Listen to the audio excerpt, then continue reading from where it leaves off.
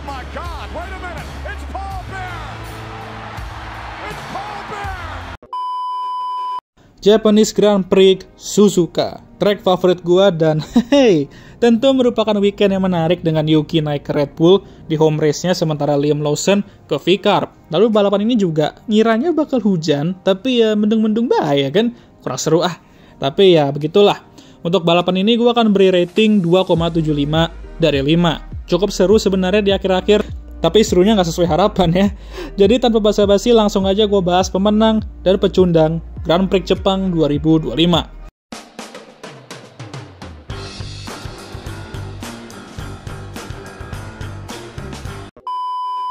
Nah, disclaimer, gue tahu ada beberapa penonton baru pastinya di sini, jadi mendengar judul konten ini pasti ada yang bingung. Kenapa pemenang dan pecundang? Karena itu kata-kata kasar banget loh ya. Oke, jadi gini, pemenang dan pecundang itu translation dari winner dan loser. Dua hal ini selalu dipakai oleh jurnalis, media, konten kreator, dan lain-lain dalam dunia olahraga. Coba aja kalian cek, pasti kalian nemu kok. Di F1 juga banyak yang pakai dua istilah ini. Jadi konteksnya itu ialah pemenang ialah pembalap atau tim yang dapat hasil bagus atau di luar ekspektasi, dan untuk pecundang ya pembalap atau tim yang dapat hasil kurang dan jauh banget dari ekspektasi. Jadi bukan pecundang berarti pecundang yang itu ya guys ya, nggak mungkin lah gue bilang pembalap F1 tuh pecundang gitu. Ini hanya sebatas klasifikasi sebuah hasil dengan konteks tertentu, yang dimana ini dalam konteks olahraga atau kompetisi. Dan fun fact, pemenang dan pecundang ini nggak hanya digunakan dalam konteks olahraga, tapi bisnis bisa. Segi mental dan fisik itu juga bisa gitu ya. Dan masih banyak lagi gitu. Ya, ngerti ya maksudnya ya? Kalau sampai ada yang komen, lu siapa ngomong-ngomong pecundang fix gak nonton sampai akhir kalian ya? Dan ini juga ditaruh di awal loh ya, please lah ya. Haiya.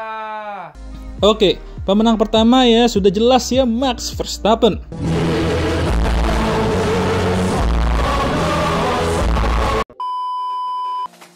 Akhirnya Wilhelmussen lagi setelah 4 bulan kalau nggak salah ya.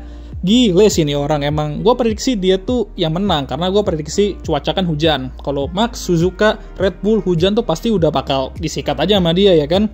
Tapi ternyata nggak hujan dan itu pun disikat juga sama dia. Yang bener-bener gue nggak expect tuh dia kemarinnya bisa pole mengalahkan 2 McLaren padahal nggak ada sektor ungu dia kemarin.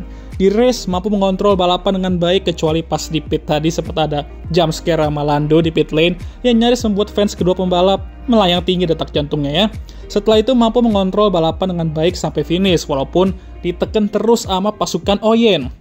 Max jadi pemenang ketiga berbeda musim ini dan asli lah gua nggak ngerti lagi nih orang kalau di Suzuka tuh kerasukan apa ya. Tapi gua salut sih sama nih orang.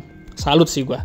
McLaren mungkin memiliki mobil terkencang, tapi dua pembalap mereka, sebagus-bagusnya mereka, tidak bisa mengejar the best driver in town. Edan, eta teh. Edun.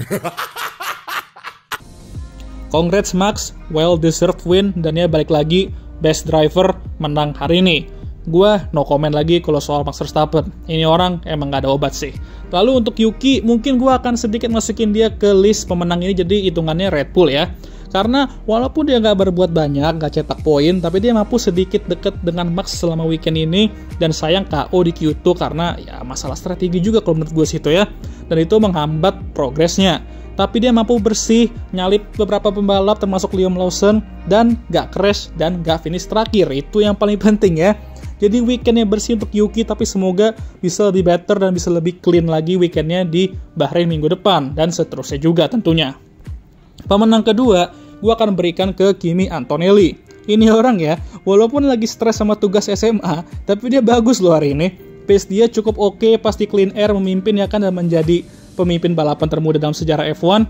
Dan gak begitu kehilangan banyak waktu dari pembalap papan atas lainnya. Dan pas pit, dia bisa terus spam fastest lap dan cukup dekat ke George di akhir-akhir. Sempat ada cekuan dikit, tapi akhirnya bisalah finish di posisi ke-6. Tapi not bad lah untuk Kimi, lagi-lagi finish di poin dan gak terlalu jauh kali ini dari George Russell. Namun sayang aja dengan hasil ini, dia tidak bisa lagi menjadi pemenang termuda F1 karena usianya minggu depan udah lebih tua dari usia ketika Max menang balapan pertamanya di 2016. Overall, hasil yang solid, dia terus nge-pick up poin-poin penting konstruktor, dan seandainya Mercedes bisa improve, mereka bisa jadi title contender di akhir-akhir menantang McLaren. Kalian sadar nggak? Mercedes ini diem-diem baik, tapi mereka tuh lagi di P2 konstruktor dan jadi penantang McLaren terdekat. Jadi di saat Red Bull masih nge-solo dengan Max Verstappen, Ferrari masih terseok-seok, mereka lah yang akan membuat McLaren sedikit tertantang di awal musim ini. Pemenang ketiga, Isaac Hadjar. Nah, ini lucu banget nih. Sepanjang weekend ini kejepit kayaknya selangkangannya ya. Tapi gokil nih orang. Pembalap Red Bull putih terbaik kedua weekend ini. Meskipun dengan permasalahannya bisa kembali tembus Q3 dan bahkan di depan idolanya yaitu Lewis Hamilton. Di balapan ya oke lah dia memimpin papan tengah dan menjadi best of the rest. Posisi ke-8 untuk rookie kita tercinta yang siapa tahu udah ditelepon Mbak Helmut setelah balapan ini ya kan? Jangan so iya deh. Yeah. Tapi Isaac lagi-lagi menunjukkan kelasnya dan mengapa dia harus bertahan di F1 dan mengapa dia bisa aja menjadi masa depan Red Bull nantinya. Isaac ini kan gue udah selalu bilang ya, dari awal dia diumumin kalau dia tuh menurut gue harusnya juara F2 musim lalu kalau nggak kena Mecachrome berkali-kali. Dan dia di debutnya ini bakal langsung kenceng dan merepotkan pembalap papan tengah jika mobilnya kenceng. Dan terbukti ya kan, pace dia kenceng dan sekarang menjadi pembalap Red Bull Family terbaik kedua di standings. Nah, kita ke pecundangnya. Pertama-tama, gue akan berikan ke Lance Stroll. Lancelot ini baru aja gue puji kemarin di video prediksi gue kalau dia tuh bener-bener nge-carry Aston Martin sejauh ini di 2025. Tibalah Japanese Grand Prix di mana prediksi dia akan kembali mereok ya gue prediksi, malah terseok-seok dia di sini. Qualified terakhir lalu di race Invisible gue aja bingung dia kemana, tahu-taunya jauh banget di belakang sampai kena lap sendiri, nah akhirnya kesorot ya kan. Nggak tahu udah kenapa dia bisa sejauh itu. Padahal Jack Doohan yang strateginya sama, start dari ban soft, malah bisa tuh minimal finish di posisi ke-15. Nggak tahu udah apa, ada damage atau harus speed lebih, skill issue, entahlah. Karena emang nggak begitu disorot. Gue aja ngira dia kayak biasa diem-diem di papan tengah, terus tiba-tiba dapat poin ya kan. Tahu-taunya diem-diem di paling belakang. Sangat meresahkan.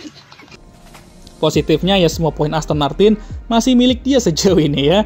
Mayan lah, masih jadi tulang punggung Aston Martin.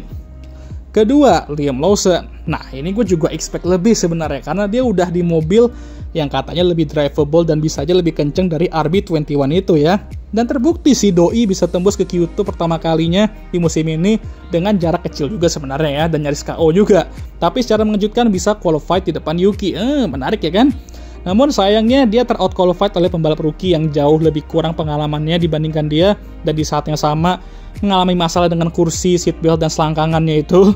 Lalu di race juga Doi benar-benar entahlah di mana cuy. Jauh sekali dari harapan lah kata gue.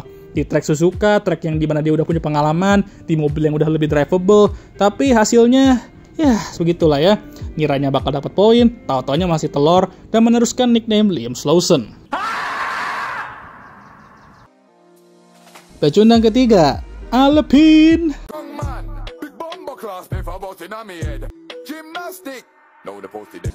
Nah, akhirnya bisa setel lagi nih video di PDP ya kan. Aduh, ini tim ya. Harusnya mereka tuh udah dapat poin musim ini, tapi masih telur aja ya kan. Pierre nggak bisa berbuat banyak dan Jack Doohan, aduh bang, untung aja lu nggak apa-apa bang, karena asli crash dia di free practice kedua kemarin itu mengerikan banget cuy. DRS nggak nutup menuju turn 1 yang mana itu benar-benar turn yang dimana kita tuh nggak ngerem sebenarnya. Jadi kalau crash satu spin di situ bakal kenceng banget impactnya. Dan untung aja nggak ada cedera atau apa.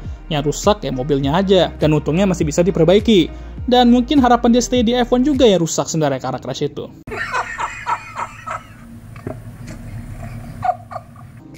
Jujur ini mengkhawatirkan banget bagi mereka karena Flavio Briatore pastinya nggak bakal seneng di 3 balapan pertama ini. Dan jangan kaget setelah triple header ini bakal ada berita breaking news. Tapi menurut gue, mereka lebih ke tingkatin mobil aja dibandingkan ganti pembalap. Karena ini sekarang mobil mereka harus sedikit diimprove ya. Daripada kayak Red Bull, nggak ganti pembalap, tapi masalahnya sebenarnya ada di mobil. Alpine memulai musim ini dengan harapan ya kalau mereka bisa jadi tim papan tengah terbaik lagi seperti biasa habitat mereka. Tapi makin kesini makin berharap aja ya kan, berharap pada balapan chaos lagi habis itu cetak poin besar kayak Sauber. Jujur bukan balapan yang begitu menarik ya, tapi di akhir-akhir lumayan lah ada momen gigit kukunya seperti di pit lane. Dan di akhir triple threat duo McLaren dan Max Verstappen. Dan kalian menanya, bang, kenapa lu nggak masukin McLaren di list pemenang atau pecundang? Nanti untuk McLaren gue mau bahas di besoknya ya, hari Seninnya ya, karena ada yang bisa dibahas dari McLaren tentang balapan hari ini. Jadi tunggu aja ya kan. Ya sebenarnya hal-hal kayak gini asik sih, dan gue akan sangat amat menunggu lanjutan dari battle ini ya kan, battle triple threat ini. Semoga Mercedes dan Ferrari juga bisa ikutan, karena kalau mereka ikutan, auto sinema dah tuh ya kan. Tapi itu nanti.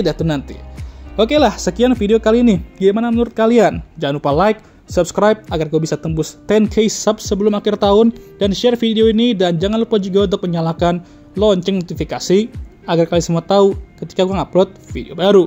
Jangan lupa juga untuk follow Instagram gue. Oke lah, sudah lelah. Sorry gue uploadnya agak telat BTW karena gue habis pulang dari nobar. Ya gue nobar BTW. Ya wes lah, seperti biasa videonya akan tutup oleh I'm Emma Watson. Thank you for watching.